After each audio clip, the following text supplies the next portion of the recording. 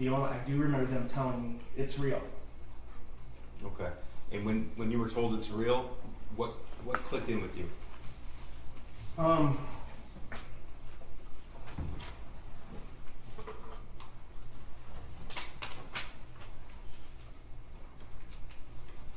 went downstairs.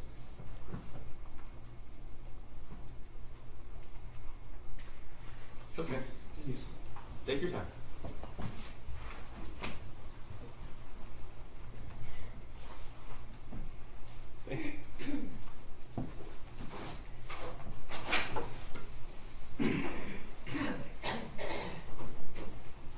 I went downstairs and immediately got in my car and went lights and sirens to the scene.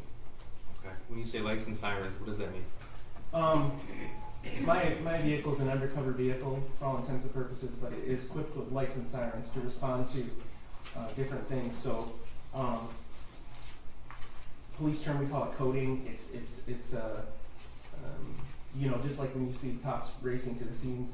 It was very similar to that, except my car is an undercover type vehicle.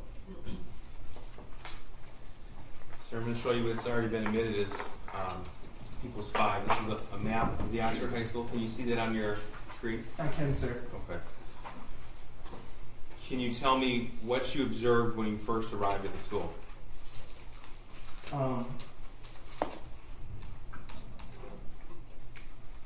I observed when I came, there was students leaving the school. There was police officers flooding into the school. Emergency first responders.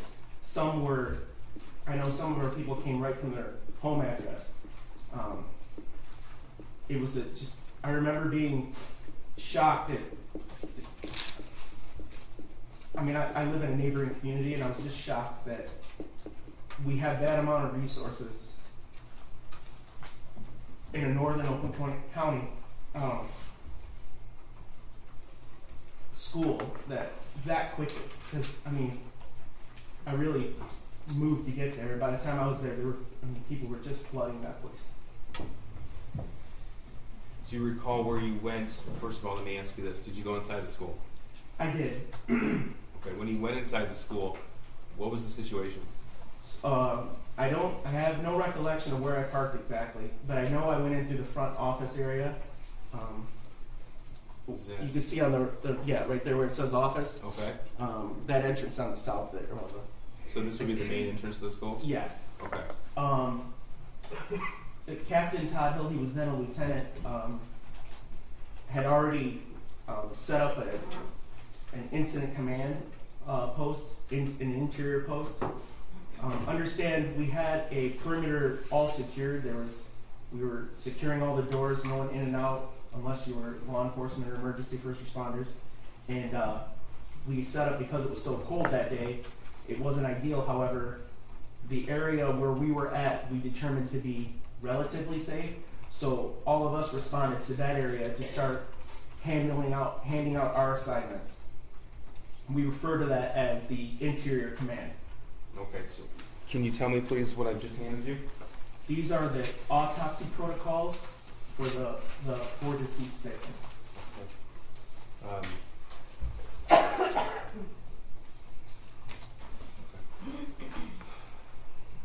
Sir, tell us, you've reviewed the autopsy protocols in this case? Yes, sir. Do you know the identities of the victims who were murdered on November the 30th? I do. Okay. I'm going to show you what's been admitted, stipulated to as Exhibit 418. Who is that? That's Hannah St. Juliana. Okay. And how old was she when she was killed? 14. And sir, can you tell us please how she was killed? The official cause and manner of death from the autopsy protocol is multiple gunshot wounds, homicide. She was shot in her upper torso, her abdomen, her thighs.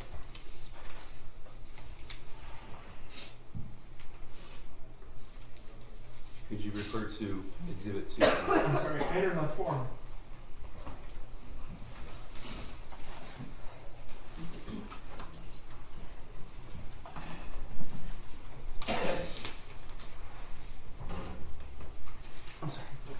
You don't need to apologize. Referring to Exhibit 2 now. Now this is People's 419 on the screen. Now we're also referring to, this has been stipulated to, also referring to Exhibit 2, autopsy protocol for Madison Baldwin. Sir, how old was she when she was killed on November the 30th? 17 years old. And how did she die? Again, cause and manner of death was gunshot wound to the head. Manner of death was homicide. It was a close contact shot, meaning the firearm was either on or near the victim's head when the trigger was pulled. I think I have 2 years through. I'm sorry. 4.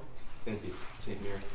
And how old was he when he was killed? Tate Mir was 16 years old. This is Exhibit 420. It's been stipulated to. Tell us, please, how Tate was killed. Again, the cause and manner of death in the autopsy protocol was gunshot wound. Tate had multiple gunshot wounds. Manner of death was homicide.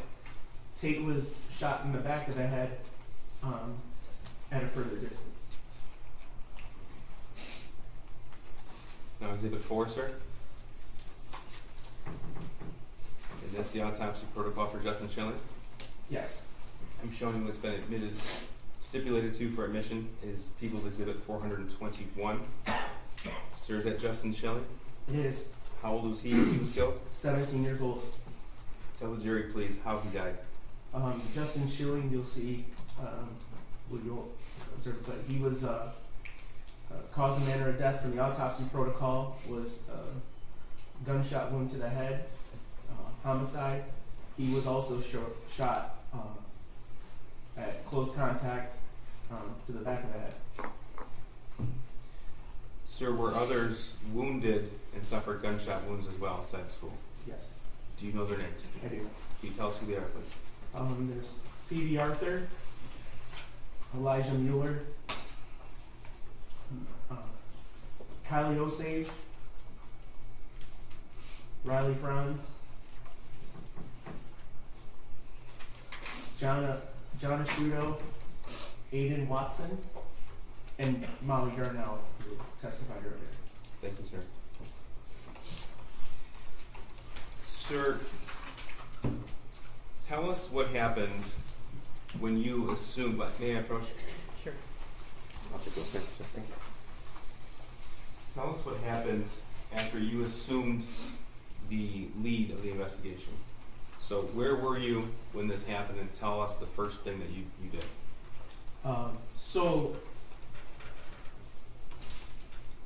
the first thing I did was collect myself because I was pretty overwhelmed, and then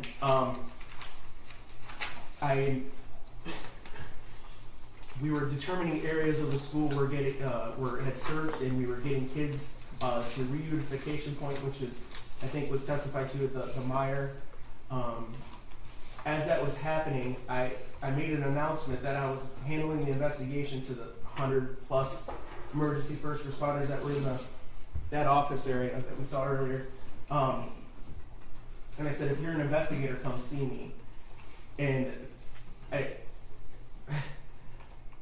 in hindsight, I don't know if it was the most efficient way of doing business, because 100 investigators started walking toward me. I've never obviously dealt with anything like that before, but partners from the ATF is where I met Special Agent Brandon, partners from the FBI, local law enforcement from all over the region, all offering help. Okay, so was it your responsibility at that point to direct certain officers and agencies to do certain aspects of this investigation? That's correct. They, for instance, Special Agent Brandon approached me with his partner, I believe, and said, do you have the registered owner of the murder weapon? And I said, at this point, no, I did not. He's like, I'll take let me take some information off the gun. We'll handle that. We'll track that down for you. And he did that, and I saw him, or I heard from him a short time later, where he advised the gun was registered to James Crumbley. Okay. And you discovered that weapon was purchased on November the 26th, 2021 by Mr. Crumbley? That's right. Just a few days prior on the Black Friday. Now, while you were on scene, did you come to learn the identity of the shooter? I did. And then was a decision made to secure the Crumbley family home? It was. The shooter was on his way to the Oxford substation. I directed a couple of my investigators, Sergeant Joe Bryan, who you saw, to attempt to interview him at the substation. In addition, now that we knew who the shooter was, I directed detectives from the Pontiac substation. Lieutenant Marsman kind of spearheaded that part, and to go to the shooter's home to look for any additional casualties. It's not uncommon in a shooting situation where the shooter starts in the home and then goes to the school, so I was concerned about that initially. In a school shooting situation? That's correct. Okay, and you had learned about that in your training? Yeah, and just by prior school shootings. Okay. It's certainly not uncommon for that to happen. Now, at that time, was there a concern of explosives? Yes, so, now, again, understand everything's happened very, very quickly. People started doing open source searches on the name.